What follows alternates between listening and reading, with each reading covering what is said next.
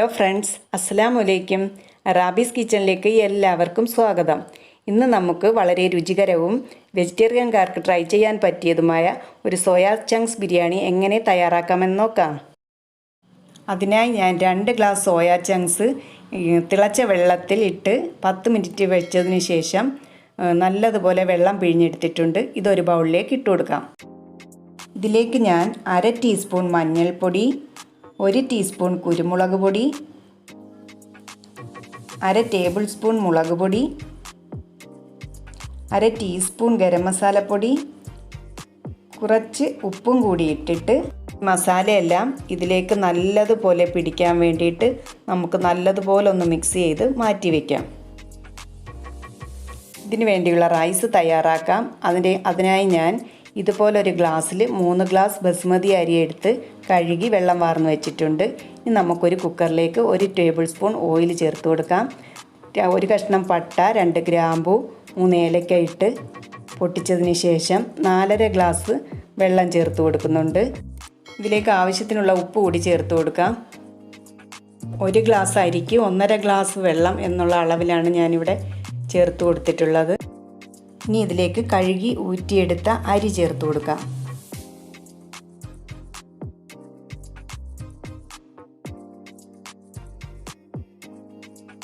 ഇതിലേക്ക് 1 teaspoon rose വാട്ടറും 1 teaspoon pineapple എസൻസും ചേർത്ത് കൊടുക്കുന്നുണ്ട്. ഇനി ഇതെല്ലാം കൂടി ഒന്ന് മിക്സ് ചെയ്തതിന് ശേഷം നമുക്ക് ഈ കുക്കർ അടച്ചു വെച്ച് വെയിറ്റ് ഇട്ട് ഒരു വിസിൽ വരുന്നതിന് തൊട്ട് മുമ്പ് നിർത്തി വയ്ക്കാം. ഇതേ സമയം തന്നെ മറ്റൊരു പാൻ അടുപ്പിൽ വെച്ച് 2 ടേബിൾ സ്പൂൺ നെയ്യും കുറച്ച് വെളിച്ചെണ്ണയും കൂടി ചേർത്തിട്ട് നമുക്ക് ഒരു സവാള ഒന്ന് വറുത്തെടുക്കാം.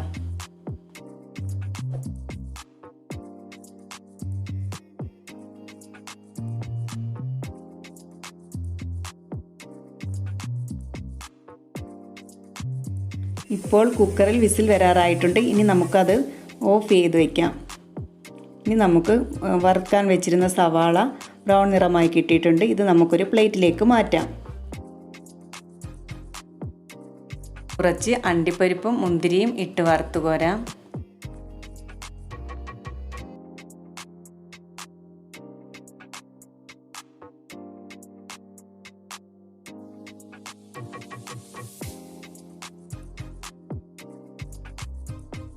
മൂന്ന് തണ്ട് കറിവേപ്പില കൂടി വറുത്ത് കോരുന്നുണ്ട്.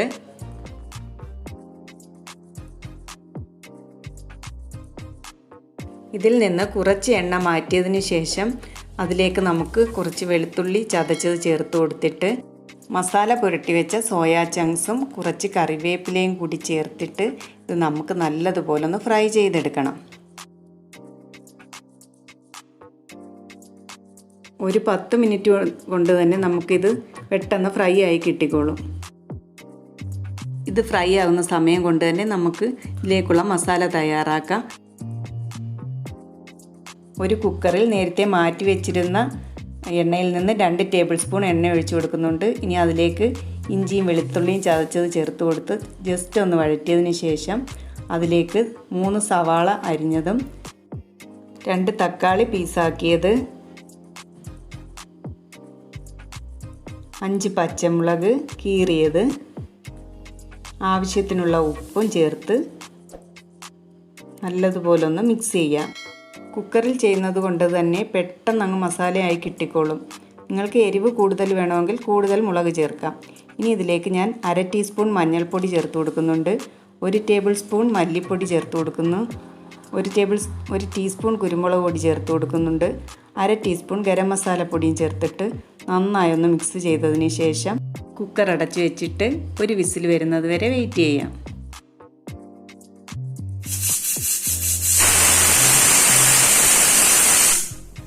ഈ ഒരു രീതിയിൽ നമ്മുടെ സോയാ ചങ്ക്സ് ഫ്രൈ ആയാൽ മതിയാകും.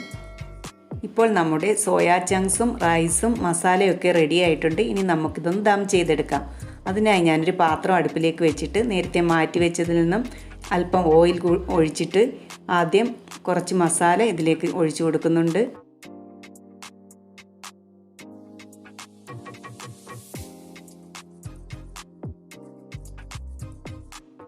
അതിന് മുകളിലേക്ക് നമുക്ക് റൈസ് ചേർത്ത് കൊടുക്കാം.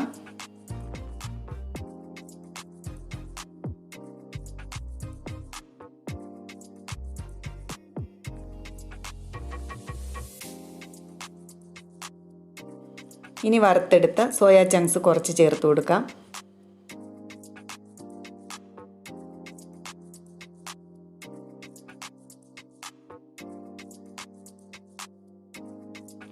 ഇതുപോലെ ബാക്കിയെല്ലാം നമുക്ക് ലെയർ ചെയ്തെടുക്കാം.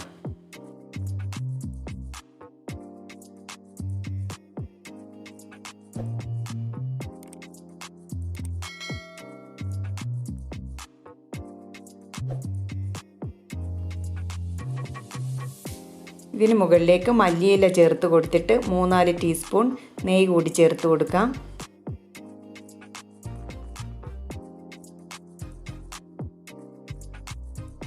അവസാനമായി ഇതിലേക്ക് വറുത്ത് വെച്ച കറിവേപ്പിലയും സവാളയും അണ്ടിപ്പരിപ്പും മുന്തിരിങ്ങയും എല്ലാം ഇട്ട് കൊടുത്തതിന് ശേഷം അടച്ചു വെച്ച് 20 മിനിറ്റ് ലോ ഫ്ലെയിമിൽ ദം ചെയ്തെടുക്കാം.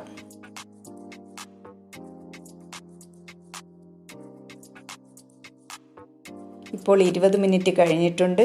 നമ്മുടെ ബിരിയാണിയിൽ നിന്നും നല്ലൊരു മണമൊക്കെ വരുന്നുണ്ട്. എല്ലാവർക്കും ഇഷ്ടപ്പെടും.